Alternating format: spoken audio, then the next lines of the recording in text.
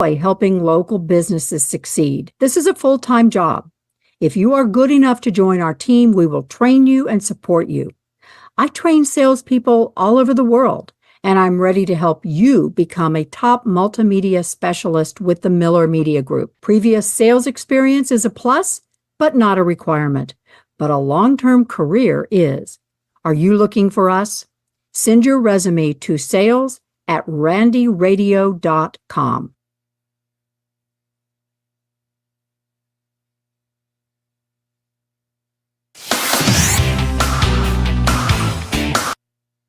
Your friend in Central Illinois, WHOW.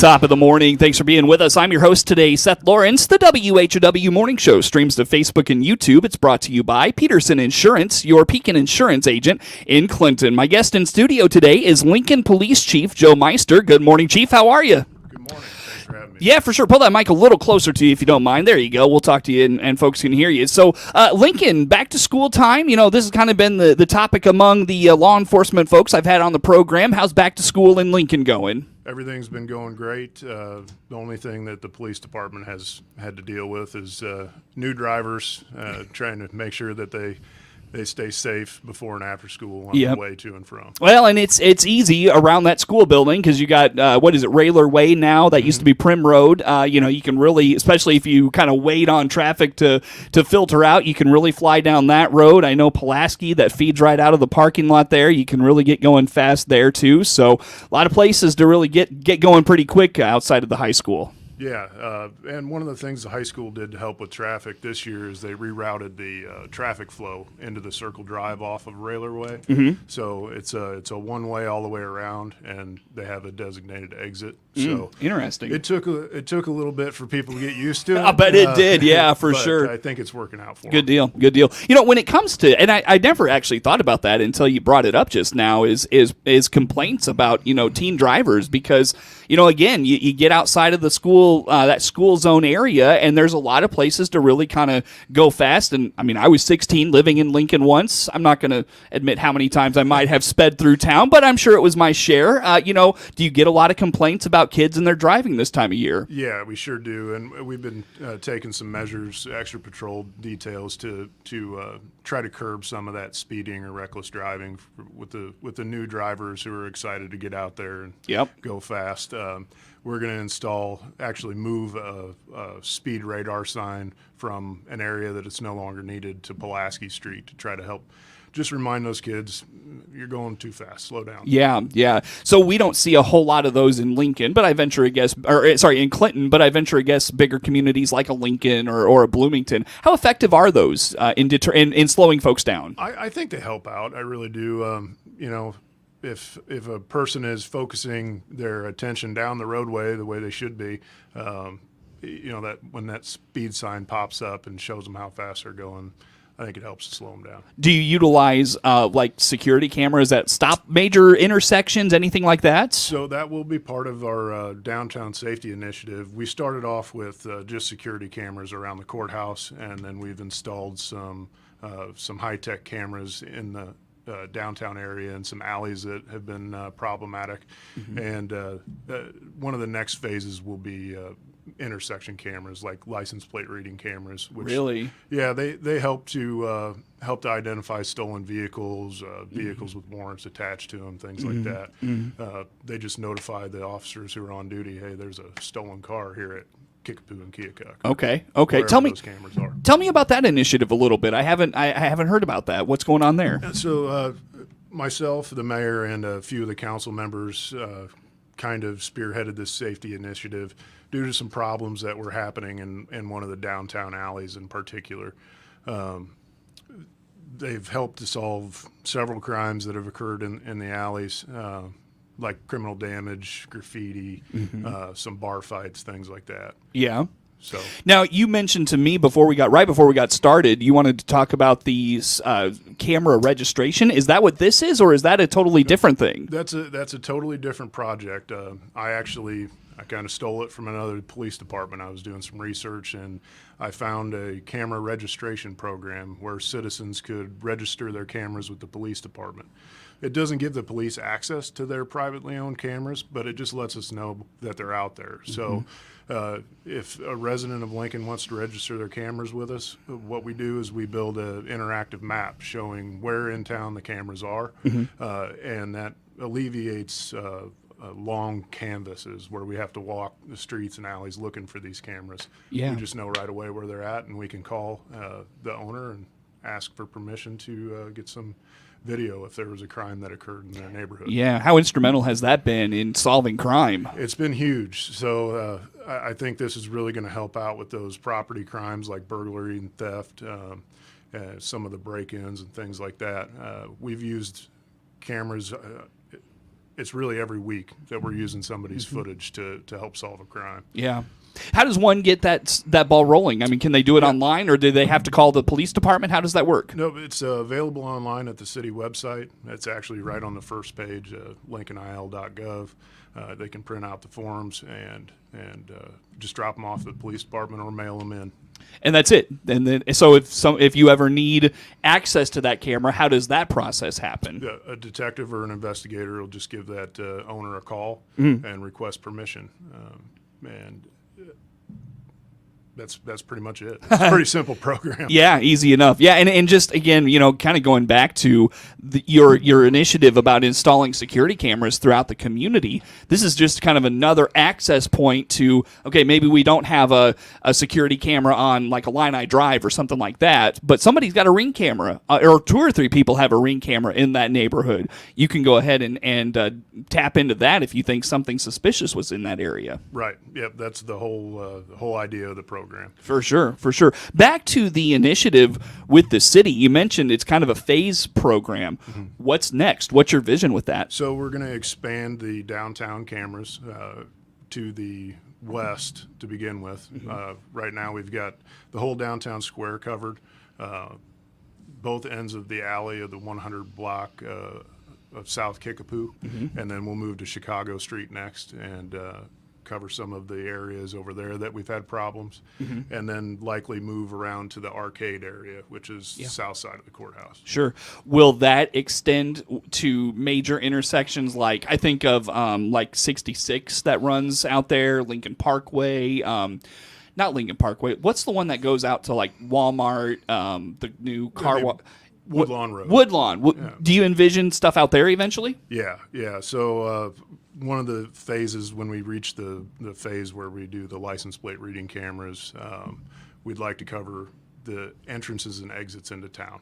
So okay. Woodlawn Road to the west, Route 66, Lincoln Parkway to the north, Route 10, yeah, 5th Street, all that stuff. Interesting. Okay, so funding for this, does this come out of your department's budget? Do you write for grants on this? What does that look like? There hasn't been any grants available for these types of camera systems lately.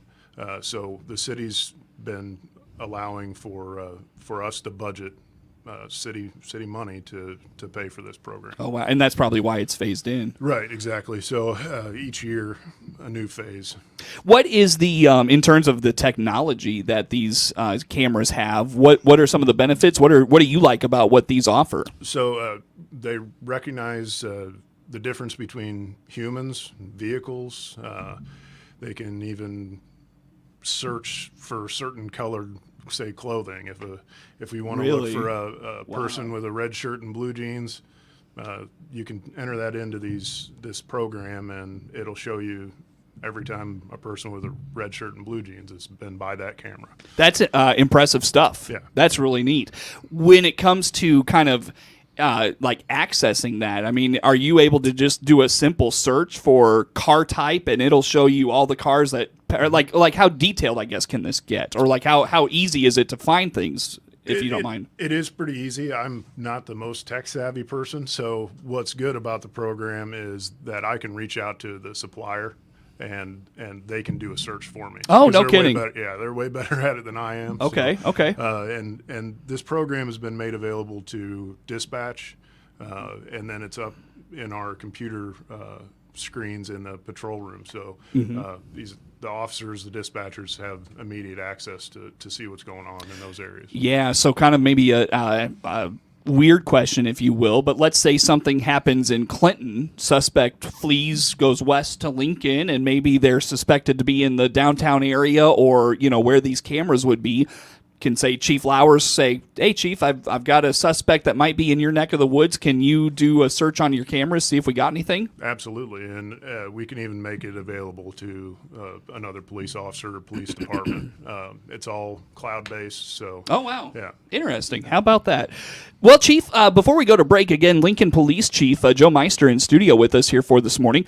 Let's talk crime trends in Lincoln. What's been going on from a crime perspective in your town? Right now, we've been suffering from a lot of property crimes. Burglaries, thefts. Most of the suspects are targeting construction trailers, garages, and then a few commercial businesses have also been victimized. Mostly folks looking for tools or for copper. So yeah. We had 4 major burglaries in the last month. And luckily, our detectives worked on those and were able to solve them and make arrests in those cases. Sure. Couple of things with that. We hear about crimes like that in Clinton, and often it's crime of opportunity. It's not breaking of windows, smashing of locks. I know at Clinton Lake they've had the opposite problem. That one is actually they're breaking windows and that sort of thing. But in town, mostly we're hearing about just kind of opportunity where it's cars are unlocked, fences or gates are left doors are left open, those types of things. What are you seeing in Lincoln? Yeah, we've had both forced entry and just crime of opportunity type things happen. We actually had one commercial burglary where the suspects cut their way into the building with a torch.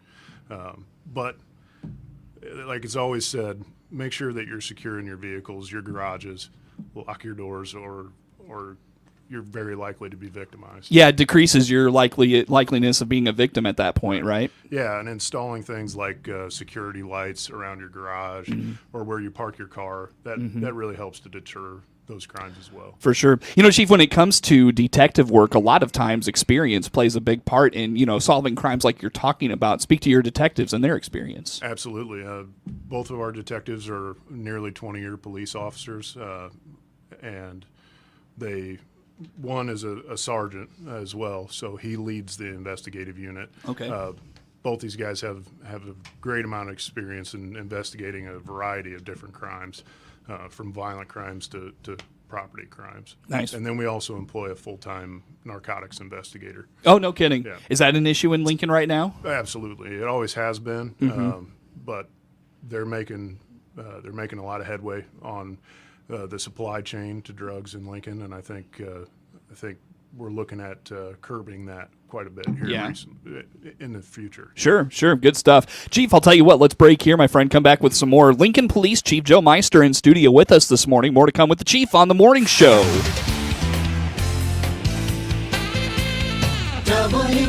WHOW. Not much happens at 2 a.m, but sometimes, in the blink of an eye, everything happens. And when it does, you can count on Lincoln Memorial Hospital. From our 24-hour emergency room to our trained care teams and state-of-the-art facilities, LMH is where great care comes together for you, no matter what time it is. Learn more at memorial.health/LMH. There's an issue cutting through the bipartisan bickering in Congress. It's AM radio. The overwhelming majority of legislators, Democrats and Republicans, support a bill to keep AM radio in cars. But time is running out. Text AM to 52886 and ask Congress to bring this bill to the floor for a vote now. AM radio is too important to let this moment pass us by. Message and data rates may apply. You may receive up to 4 messages a month, and you may text STOP to stop. This message furnished by the National Association of Broadcasters. Warner Hospital and Health Services expanded emergency room means big hospital tech, small hospital caring. When you need ER care, make it Warner Hospital and Health Services in Clinton. Find out how their expanded ER can help you by clicking their icon at DeWittDailyNews.com. Ramey Miller from Run Deep Coaching. Take your power back. I do holistic personal and business coaching. My service is virtual, so we can visit no matter where you are. Find out more by clicking my icon at DeWittDailyNews.com. That's DeWittDailyNews.com. Your friend in Central Illinois, WHOW. WHOW. Once again, a good morning. Thanks for being with us. I'm your host today, Seth Lawrence. The WHOW Morning Show streams to Facebook and YouTube. It's brought to you by Peterson Insurance, your Pekin Insurance agent in Clinton. My guest in studio today, again, Lincoln Police Chief Joe Meister with us. And Chief, we were talking in the break about the DARE program in Lincoln, and I guess I did not realize there's multiple DARE officers. I don't know if there was just one when I was in school, or I only knew the one. It could be either of them, but at any rate, DARE is very active in Lincoln. Tell us about the program. Yeah, we're very proud of our DARE program in Lincoln. Our lead DARE officer is Christy Frugé. She's actually part of the state training team, and we host a 2-week DARE officer training program at the Lincoln Police Department on an annual basis. We actually have 4 DARE officers, and they act as kind of our community engagement team. Mm-hmm. They do a lot of events like a cookout in the park for the kids. We get a bounce house out there so the kids can come play, meet police officers, get to know the officers that serve the community. Yeah. When you have a DARE officer on staff at the department, do they also serve just as an officer, as a secondary, or maybe DARE is their secondary? How does that work? Yeah, DARE is the secondary function of that police officer. Okay. All of our officers are still required to work a shift and all that, but we have DARE officers kind of stabbed throughout the 4 patrol shifts. Okay, and, sure. They'll take turns going to schools for a week at a time in Lincoln and teaching the DARE program. Random question: how many school resource officers does Lincoln Police have? We have 2 full-time school resource officers, one at District 27, and that's Christy, our head of the DARE program. She is primarily housed at the Lincoln Junior High School. Sure. But she does travel to the other elementary schools in the district. Yeah. And then we have Officer Jason Rohr, who serves at the high school. Yeah, sure. Yeah, I went to school with him. By the way, how's the junior high? It was kind of a rough scene back when I was there back in the day. Yeah, I think it's really improving. We haven't had as many incidents there this year. Of course, it's very early in the year, but I'm proud to say the same thing about the high school. A couple of years ago, we had quite a few little issues out there on a weekly basis, but this year, I'm happy to report that those aren't happening. And what do you attribute that to? I just think good management, probably. The schools promoting safe behavior. Yeah, sure. Let's dive back into the DARE program. They are going to be very active in the community here in September. What's going on? Where are they at? What are they doing? Yeah, so we got a few events actually through September and October. I can't remember them all off the top of my head, but I know that we're going to be at Scully Park. I believe it's on September 18th, but we'll do a Touch a Truck event. So part of that event will be non-sensory for the folks that may suffer from autism. So we'll do no lights, no sirens for a while for them, and then the other part of the program will be the kids get to turn the lights on. Cool. Yeah, I'll bet that'd siren, be fine. All that stuff. Yeah, so. Sure. With that approach, that seems to be kind of, especially in more rural areas, that community policing where you're in front of people, you're interacting with people. That's probably the biggest thing. I know they call it community policing. Speak to that and your approach with that. I think it's a very important part of policing, getting to know the officers who serve your community and the officers getting to know the citizens they serve.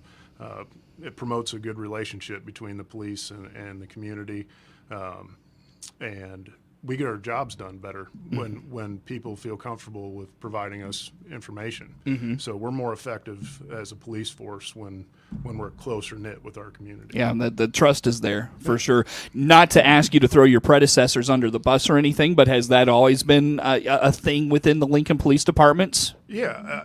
We used to have a community engagement program, an actual community police officer. So somebody would serve their own neighborhood that they live in as the community police officer. Unfortunately, over the years, our numbers have dwindled. So with lower amounts of staff, it's harder to do all those programs. But I think we still do a good job of getting out there and mixing it up with the community. For sure. How are your numbers? What is your staff like right now? We're too short right now, but we just got done with creating a hiring list. It has to be posted for a certain amount of time before we can hire from it. So Yeah. Coming up later in September, we hope to fill those 2 vacancies. What are you looking for? In terms of, are you looking for just patrol officers, or is there a Yes. specific Yeah, need? Everybody starts off as a patrol officer. Okay. And then as you gain experience, you can specialize, like becoming a detective or a narcotics Got it. officer, Gotcha. canine officer, school resource officer, Sure. things like that. Sure. Very good. Well, Chief, anything else going on, whether in Lincoln, your department? What's been your focus lately and kept you busy? Well, again, combating some of that property crime that's really been on the rise has been focus lately. Yeah. What can businesses do? You know, I know you don't want to blame victim blame by any means, but what can residents do? What can residents do? Business owners do? Just maybe as an extra precaution. What can they be doing? Yeah. Obviously, a security system helps out quite a bit. If you have an alarm system on your business, right, and you post, George Alarm in the window, you're less likely to become victimized, just because those folks know that they stand a better chance of being caught. And then again, always making sure things are locked up. Secondary locks, like for businesses, a safe instead of leaving cash in the register. Sure. And then good lighting. Good lighting really helps to keep those bad folks away. Yeah, absolutely. I'm sure it does. Well, Chief, is your department on Facebook? Any social medias? How do they follow along with what you're doing? We do have a Facebook, and every once in a while I'll update the community, like with the new camera registration program. We promoted that on our Facebook page. Sure. But that's the only social media we utilize at this time. Easy enough. Chief, always good to talk to you. Thanks for coming over to Clinton and talking with us today. Thanks for having me. Absolutely. Lincoln Police Chief Joe Meister, my guest in studio this morning. The morning show streams to Facebook and YouTube. It's brought to you by Peterson Insurance, your Pekin insurance agent in